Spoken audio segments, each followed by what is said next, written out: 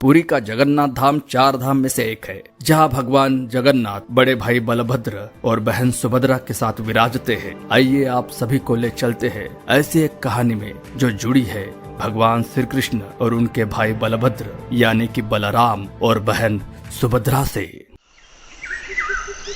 जब अर्जुन ने अपने भाइयों के साथ स्वयंवर में द्रौपदी से विवाह कर लिया, युधिष्ठिर और द्रौपदी के साथ रहने के दौरान अर्जुन ने पत्नी की साझेदारी के नियम का उल्लंघन कर दिया, जिसके बाद 1 साल की लंबी तीर्थ यात्रा पर अर्जुन को जाना पड़ा। इसी तीर्थ यात्रा के दौरान अर्जुन सन्यासी के भेष में द्वारका पहुंच गए अपने मित्र, अपने सखा भगवान श्री कृष्ण से मिलने। जब अर्जुन द्वारका गए तो वो सन्यासी के भेष में थे और इस रूप में वो अपने मित्र सखा भगवान श्री कृष्ण की परीक्षा लेने पहुंचे। कृष्ण बाग में टहल रहे थे। कृष्ण से मिलके अर्जुन कहते हैं, हे राजन, सन्यासी की क्या सेवा कर सकते हो? तब भगवान श्री कृष्ण स्मित हंसते हुए अर्जुन से कहते हैं, उस सन्यासी की क्या सेवा करूं जो खुद इंद्रप्रस्थ के युवराज हो। सखा, तुमने मुझे पहचाना, इसमें मुझे कोई आश्चर्य नहीं हुआ। अगर तुम मुझे नहीं पहचानते तो तुम सही में कृष्ण हो, इसकी मुझे शंका होती। दोनों हंसते हैं। इंद्रप्रस्थ के युवराज के बारे में सुनते ही बगल में पेड़ों से फूल तोड़ती सुभद्रा का मन स्पंदित हो उठता है और कृष्ण के पास कोई कारण बना के वो आती है। जैसे ही सुभद्रा अर्जुन के सामने आती है तो सुभद्रा को देखकर अर्जुन की धड़कनें तेज हो जाती है और नजर सुभद्रा पे रुक जाती है। कृष्ण की नजर अर्जुन के भाव भाप लेती है और कृष्ण मुस्कुराते हैं। कृष्ण कहते हैं, पता है सुभद्रा, ये सन्यासी कौन है? सुभद्रा कहती है, कौन है? ये वही है वीर योद्धा और सर्वश्रेष्ठ धनुर्धर इंद्रप्रस्थ के युवराज अर्जुन।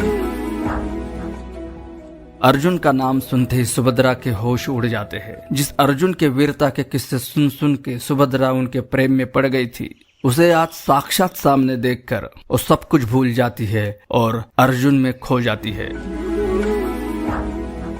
जब कृष्ण देखते हैं कि बहन सुभद्रा का हाल भी अर्जुन से निराला नहीं है तो उनकी खुशी दुगनी हो जाती है। पर जब सुभद्रा को पता चलता है कि कृष्ण के नजरों ने उसके मन के भाव पढ़ लिए हैं, तब सुभद्रा लज्जित होके भाग के अंदर चली जाती है और अर्जुन लज्जित होकर कृष्णा से नजर चुरा के इधर उधर देखने लगते हैं। सहमे हुए अर्जुन भगवान कृष्ण से कहते हैं, सखा, मैं काफी थक चुका हूँ तो मुझे शयन कक्ष पहुंचा दो, मैं विश्रांति करना चाहूंगा। तब कृष्ण स्मित हंसते हैं, कहते हैं, मुझे लगता है अर्जुन, तुम यहाँ से निकलो तो तुम्हें अकेले नहीं निकलना चाहिए। अर्जुन चौंक जाते और कहते हैं, मुझे सैनिकों की कोई जरूरत नहीं है सखा, मैं अपनी रक्षा करना जानता हूँ और तुम्हें तो ये भली बात ही पता है। कृष्ण कहते हैं, पार्थ, मैं सैनिकों की नहीं, मेरी प्रिय बहन सुभद्रा की बात कर रहा हूँ। अर्जुन कृष्ण के मुंह से सुभद्रा की बात सुन के तो चौंक जाते हैं और जरा सहम भी जाते हैं। फिर कृष्ण कहते हैं, मैं सुभद्रा से इस विषय में बात करूंगा पार्थ। अर्जुन को कुछ समझ में नहीं आता है क्या कहूँ। अर्जुन कहते हैं, जैसे तुम्हारी इच्छा केशव। कृष्ण कुछ गहरा सोचते हुए कहते हैं कि पार्थ, पर तुम्हें जितना जल्दी हो सके उतने जल्दी सुभद्रा से विवाह करना होगा। कृष्ण के मुंह से सुभद्रा के विवाह की बात सुनकर अर्जुन चकरा जाते हैं। उन्होंने कभी नहीं सोचा रहता कि कृष्ण अपनी बहन से विवाह के लिए उन्हें कहेंगे। हालांकि अर्जुन मन ही मन सुभद्रा को चाहने लगे थे, इसलिए उन्होंने विवाह के लिए मना नहीं किया। अर्जुन कहते हैं, केशव, तुम जो ठीक समझो। बचपन से मेरा अनुभव है कि तुम कुछ कहते हो तो वो किसी अच्छे मकसद के साथ ही होता है। कृष्ण स्मित हंसते और कहते हैं, इसीलिए तुम्हें सुभद्रा का हरण करना होगा पार्थ।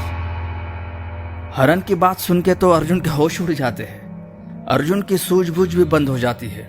अर्जुन कहता है, इसकी क्या आवश्यकता है केशव? धर्म से और रीति रिवाजों से विवाह नहीं हो सकता है, और क्या ये नीच कृत्य नहीं होगा? तो भगवान कृष्ण जवाब देते हैं, अगर सुभद्रा अपनी रजामंदी देती है तो क्षत्रियों में अपनी दुल्हन का अपहरण करना स्वीकार्य है पार्थ। बस मैं तो तुम्हें एक सुझाव दे रहा हूँ पार्थ, कि अगर तुम्हें सुभद्रा चाहिए तो उसके लिए हरण के सिवा कोई दूसरा मार्ग नहीं है। भगवान कृष्ण की बात सुनकर अर्जुन की तो सोच ही बंद हो जाती है। फिर भी वो कुछ पूछने की कोशिश करता है, क्या पूरे रीति रिवाजों के साथ विवाह नहीं हो सकता है? तभी वह बलराम आते हैं और कहते हैं, कान्हा, ये सन्यासी कौन है?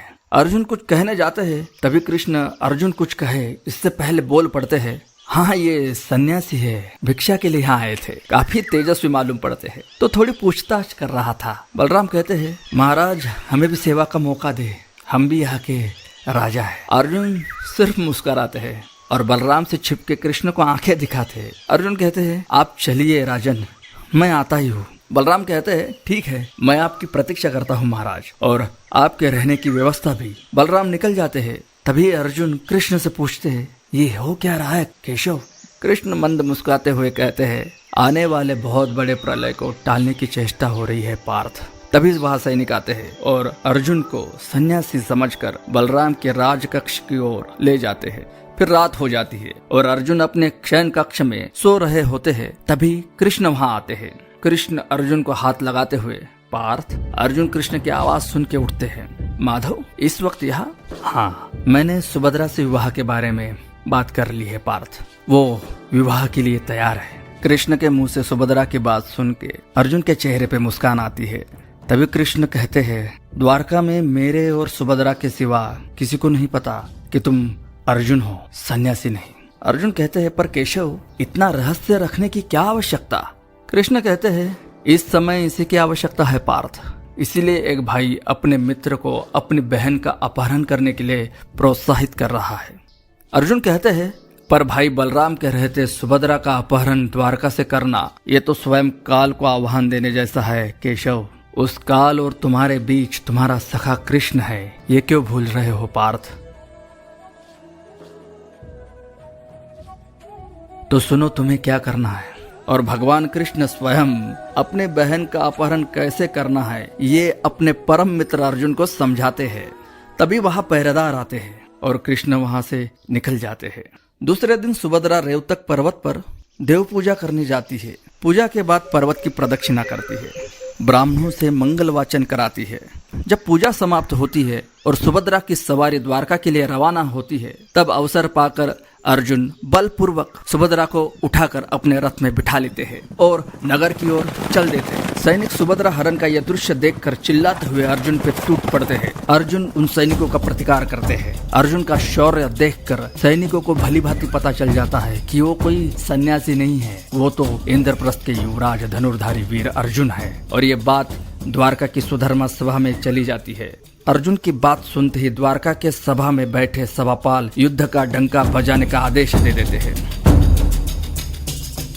युद्ध की गर्जना सुनकर भोज, अंधक और वृष्णि वंशों के योद्धा अपने आवश्यक कार्यों को छोड़कर वहां इकट्ठा होने लगते हैं। सुभद्रा हरण का वृत्तांत सुनकर उनकी आंखें चढ़ जाती है। उन्होंने सुभद्रा का हरण करने वालों को उचित दंड देने का निश्चय कर लिया है। कोई रथ जोतने लगा है, कोई कवच बांधने लगा है, कोई ताव के मारे खुद घोड़ा जोतने लगा है। युद्ध की सामग्री इकट्ठा होने लगी है। बलराम देखते हैं और कहते हैं, हे वीर योद्धाओं, कृष्ण की राय सुने बिना ऐसा क्यों कर रहे हो? फिर बलराम की नजर चुप्पी साधे कृष्ण पे जाती है। जनार्दन, तुम्हारी इस चुप्पी का क्या अभिप्राय है? अर्जुन ने हमारा विश्वास तोड़ा है। एक सन्यासी समझकर अर्जुन का यहाँ इतना सत्कार किया गया और उसने जिस पत्तल में खाया उसी में छेद किया है। यह दुस्साहस करके उसने हमें अपमानित किया है। कान्हा, ये मैं नहीं सह सकता। तब कृष्ण बोल पड़ते हैं, अर्जुन ने हमारे कुल का अपमान नहीं किया है भ्राता, सम्मान ही किया है। उन्होंने हमारे वंश की महत्ता समझकर ही हमारे बहन का हरण किया है। वो उत्तम वंश के होनहार युवक है, उसके साथ संबंध करने में कोई आपत्ति नहीं होनी चाहिए हमें। और देखो ना, सुभद्रा और अर्जुन की जोड़ी कितनी सुंदर दिखती है। कृष्ण की ये बात सुनकर कुछ लोग कसमसाए।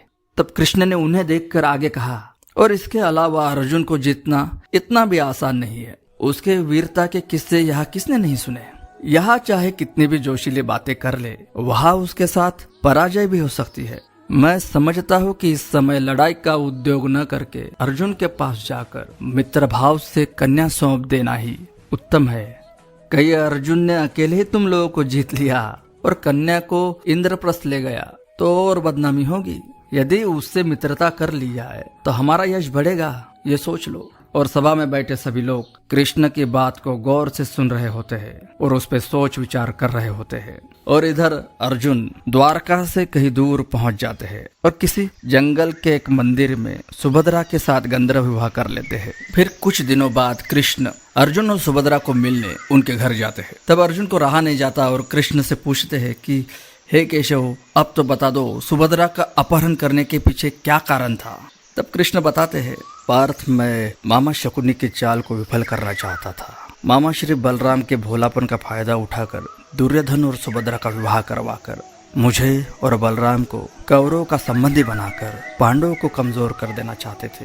और दुर्योधन के कहने पर तो भ्राता बलराम ने माता पिता से पूछ भी लिया था दुर्योधन और सुभद्रा के विवाह के विषय में। और भ्राता बलराम के बारे में तो तुम्हें तो पता ही हो कितने जिद्दी है।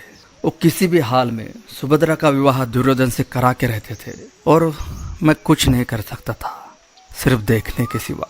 और आगे चल के इसी संबंध का फायदा उठा के कौरव अपनी मनमानी करने में सफल हो जाते थे, जिससे धर्म का नाश निश्चित होगा। अर्जुन कहता है धर्म का नाश क्या होने वाला है केशव आगे चल के?